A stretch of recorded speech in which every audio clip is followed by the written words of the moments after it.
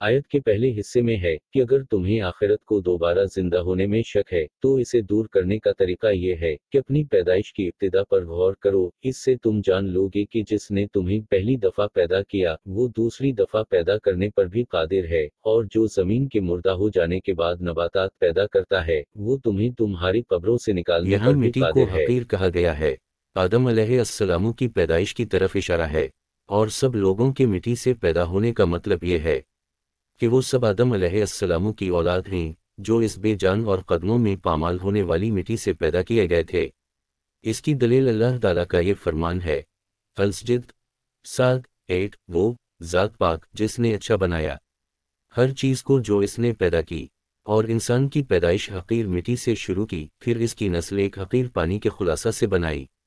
शेर तफसीर आयत में इंसानी ज़िंदगी पर गुजरने वाले 7 मराहिल जिक्र हुए हैं। फिर पानी के एक कतरे से। जदीद साइंस ने साबित किया है कि मनी के एक कतरे में करोड़ों जरसूमे होते हैं, जिनमें से सिर्फ एक जरसूमा औरत के बैजा से मिलकर हमल का हिस्सा बनता है। ये मामला मिट्टी से भी अजीब है कि एक सयाल लेसदार खुर्दबीनी ज़रे से एक हसीन वाव जमील इंसान पैदा हो जाता है। इसे पैदा करने वाले के लिए इसे दोबारा पैदा करना क्या मुश्किल है। शेख सादी ने कहा है, यानी अल्लाह ताला एक कतरे को परी जैसी सूरत अता फरमा देता है, भला इसके सिवा कौन है जो पानी पर सूरत गिरी कर सकता है। आइलिकी का माना जमा हुआ खून भी है और जोनिक भी, यानी फिर वो सयाल मादा जमे हुए खून का एक टुकड़ा बन जाता है जिसकी शक्ल जोनिक से मिलती जलती है। अबन कसीर रहमा अल्लाह ने फरमाया, जब अनतफा औरत के रहीम में करार पकड़ता है तो 40 दिन उसी हालत में इसमें इजाफा होता रहता है, फिर वो अल्लाह के हुक्म से सुर्ख रंग का जमा हुआ खून बन जाता है, फिर वो 40 दिन तक उसी हालत में रहता है, फिर वो बदलकर मूज़ के यानी गोशत का एक टुकड़ा बन जाता है जिसमें ना कोई नक्श होता है ना शक्ल व सूरत, फिर इसमें नक्श और शक्ल व सूरत बनना शुरू होती है। चुनांचे इसके सर, हाथों, सीने, पीठ, टांगों, पाँव और बाकी अज़ा की शक्ल बुनती है। फिर कभी शक्ल व सूरत बनने से पहले औरत इसे गिरा देती है और कभी शक्ल व सूरत बनने के बाद, जैसा कि बच्चों के इक़ात की सूरत में मुशाहिदा होता रहता है। इसलिए फरमाया कि जिसकी पूरी शक्ल बनाई हुई है और जिसकी पूरी शक्ल नहीं बनाई हुई। सूरह मोमिनून 12-14 में भी ये तफसील मज़कूर है। अब्दुल्लाह बिन मसूद रज़ी अल्लाह अन्हु ने बयान किया कि हमें रसूल अल्लाह सल्लल्लाहु अलैहि वसल्लम ने फरमाया, तुम में से हर एक की पैदाइश इसकी मां के पेट में अनतफा की सूरत में 40 दिन और 40 रातें जमा होती रहती है।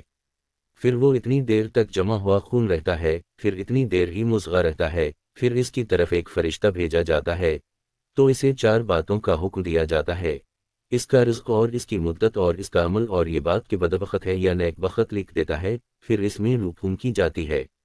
बुखारी अल-तौहीद 7454, मुस्लिम 2643, ताकि हम तुम्हारे लिए वाज़े करें कि हम जब पानी के एक कतरे को पूरी शक्ल व सूरत वाला गोशत का टुकड़ा बना देते हैं तो हमारे लिए तुम्हें दोबारा बनाना और कब्रों से निकाल कर जिंदा करके हिसाब किताब लेना क्या मुश्किल है। जिसे हम चाहते हैं साक़ित होने से महफूज करके रहीम में कायम रखते हैं। अलिफ लामा अजली मौसमी, यानी कम अज़ कम 6 माह और ज़्यादा जितना हम चाहते हैं। ये हमारी मर्ज़ी पर मौक़ूफ़ है कि हमने इसे कितनी देर रहीम में रखना है। फिर हम इसे बच्चे की सूरत में शकम मादर से निकालते हैं, यानी फिर हम तुम्हें बच्चा होने की हालत में माँ के पेट से निकालते हैं जो अपने बदन, कानों, आँखों, क़ुव्वत और अक़ल में कमज़ोर होता है। फिर अल्लाह ताला इसे आहिस्ता आहिस्ता क़ुव्वत बख्शता है। इसके वालिदैन दिन रात इस पर शफ़क़त और इसकी खिदमत करते हैं। वो बढ़ता जाता है ताकि बचपन, लड़कपन से गुजरता हुआ अपनी पूरी क़ुव्वत को पहुँच कर जवानी का हुस्न व कमाल हासिल कर ले। यानी तुम में से कुछ वो हैं जो जवानी को पहुँच कर या इससे पहले फौत कर लिए जाते हैं। ये 7वां मरहला है, यानी कुछ वो हैं जो सबसे निकम्मे उम्र की तरफ लौटाए जाते हैं, यानी इंतहाई बुढ़ापा जिसमें अक़ल व फ़क्र और बदन की तमाम क़ुव्वतें कमज़ोर हो जाती हैं। जो शख़्स किसी वक्त बहुत बड़ा आलम था, इसे कुछ याद नहीं रहता, ना हाफिज़ा बाकी रहता है और ना अक़ल काम करती है। दोबारा बच्चों की तरह कमज़ोर और अक़ल व फ़क्र से आरी हो जाता है। मुख्तलिफ़ क़स्म की नबातात और अजनास के बीज ज़मीन में बिखरे पड़े होते हैं, जिन्हें हवाओं ने या परिंदों ने जगह जगह फैला दिया था। उसी तरह बेशुमार चीज़ों की जड़ें भी जगह जगह मिट्टी में दफन होती हैं, जिनमें ज़िंदगी का निशान तक नहीं होता, मगर जो ही इन पर बारिश के छींटे पड़े तो हर तरफ ज़िंदगी लहलहाने लगी। ہر مردہ جڑ اپنی قبر سے جی اٹھی اور ہر بیکار پڑا ہوا بے جان بیج ایک زندہ پودے کی شکل اختیار کر گیا۔ یہ مردوں کے زندہ ہونے کا ایسا عمل ہے جسے ہر انسان موسم بہار میں اور موسم برسات میں خود مشاہدہ کرتا رہتا ہے۔ یہی صورت انسان کے جسم کی ہے، اس کے اٹھنے کا بھی ایک موسم ہے جو سور کا دوسرا نفخہ ہے۔